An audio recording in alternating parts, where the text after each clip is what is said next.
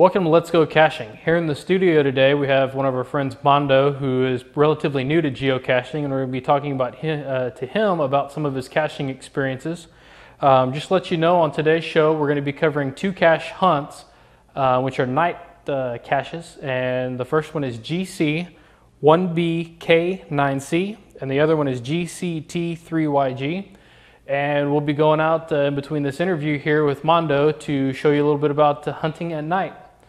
So let's go ahead and ask Mondo, what brought you into geocaching? What kind of sparked your interest? It was actually two separate instances. The first one was with my best friend, and I had just bought my new Jeep, and we were headed up to Moab in Utah, and he brought a GPS, and he's like, dude, I've read about this on the internet. Let's try this, give this a whirl. And the first one, we stopped off at a truck stop in Las Cruces, New Mexico, and behind it is where this geocache was supposed to be, and this was originally our very first one. It took us off-road a little bit behind it because it dropped off about almost 2 stories, and there was a couple of abandoned vehicles back there. It was really kind of cool. It was just really bad scrub brush back there. We're digging around, and there's this old man that's sitting up in the back of the truck stop, and he let us fumble around back there for probably 30, 45 minutes, and he's finally spoke up, and he's like, I think what you're looking for is over there, behind that bush, by that, and it was a metal container. It was all rusted out. I think it used to be like a big 50-gallon barrel, but it was what was left of it. Sure enough, there was the cache. We found it there, and we found a travel bug there. We found a couple of other really cool things, and so we continued on. We signed in, and we moved up, and we went into Moab, and the second cache we found was on one of the more difficult trails. It was on Devil's Backbone, and there's something called the Golden Crevice, and we were in the back there, and he looked it up the night before at the hotel, and we actually made it there, and that was a really cool one because what we found there was an ammo box, but in the ammo box there was a bunch of broken Jeep parts and broken like automobile parts and things that people had put there breaking on the way to get there, which was pretty neat. There was like a spun drive shaft. It was just really neat. I mean, they put it there, and it was a logbook, and it was a little different because unlike the other ones just signed in, some of them had carnage. So they would say, you know, like 98 Toyota 4x4 broken Burfield, and you know, it's just cool stuff, just funny stuff. And it was neat, and that was my first experience, and that was a couple years ago. Well, in a minute we want to get into a little bit of story you were telling us earlier about some more extreme caching, about you and your brother kayaking in the area, but we're going to take a pause to go out and try to hunt for another cache at night. That is GCT3YG. So let's go out there. Let's go caching.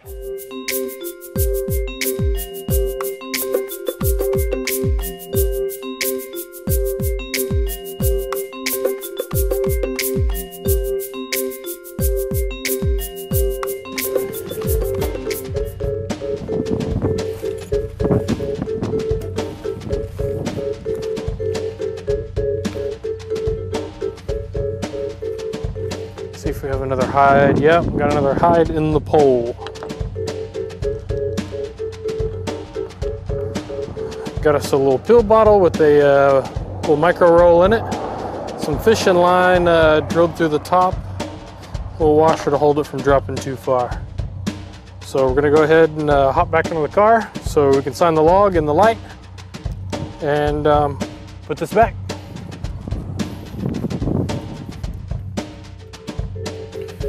All right, roll it back up, hide it so the next person can find it.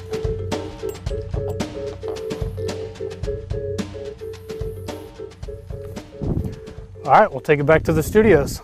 Let's go caching.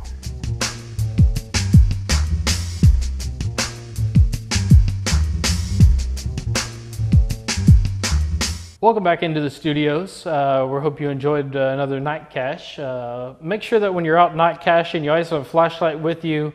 It is good also if you have a chance, if you're around cars like we were on that last one, if you have something reflective, your shoes, your vest, or anything that you can do to make yourself a little bit more aware to the other drivers that are out there. It can be a little bit unsafe when you're out and about. But flashlight, reflective vest, if you're in or around driving areas.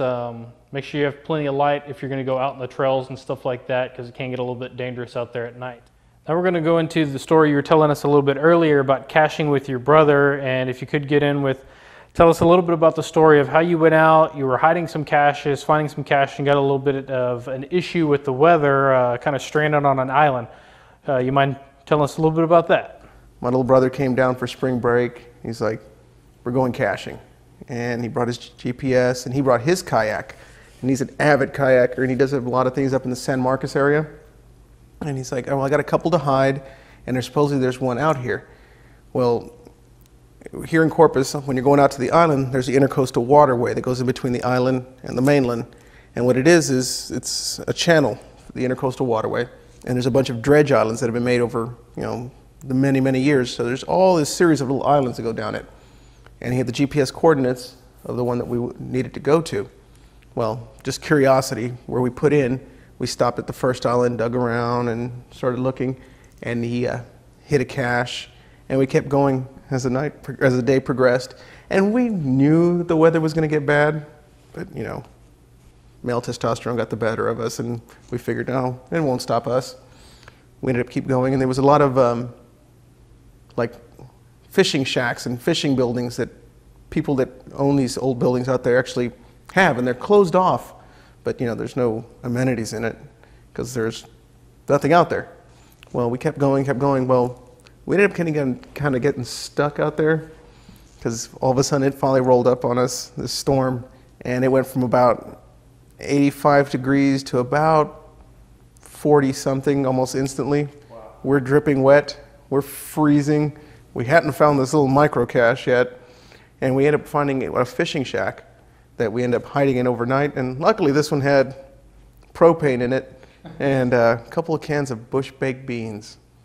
We ended up sleeping there. It was actually pretty nice. It had roll-out trundle bed, it had cots, and we climbed in there, turned on the lantern. We were still freezing, but luckily we had our clothes in a dry bag. I had my cell phone, so I actually called into work the next day, stranded on an island. It was a lot of fun. It was just a little adventure, and I know now that, and that was just like I said, maybe about maybe 2 months ago, roundabout. And I graduate this Saturday. I've already bought a kayak and a GPS. I'm hooked. All right. I would think that some people would kind of get deterred from stories like that, to where going out, getting stranded, not being able to even find the cache. But I guess for you, it kind of hypes up the extreme elements to going out there in nature and finding these things. It was a blast. Have you ever called in stranded on a desert island? I'm afraid I haven't been able to have that opportunity. It's a lot of fun. It's because my first, it's something about finding it. It's just going out there. It's kind of sparked our interest. And like you said, it normally would deter us, but my brother and I we like doing that type of thing. Right.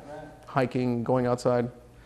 Well, it sounds like you had a really good time out there doing some extreme geocaching, and it's just a blast to get out there in the elements, to really be a part of nature and to find the caches.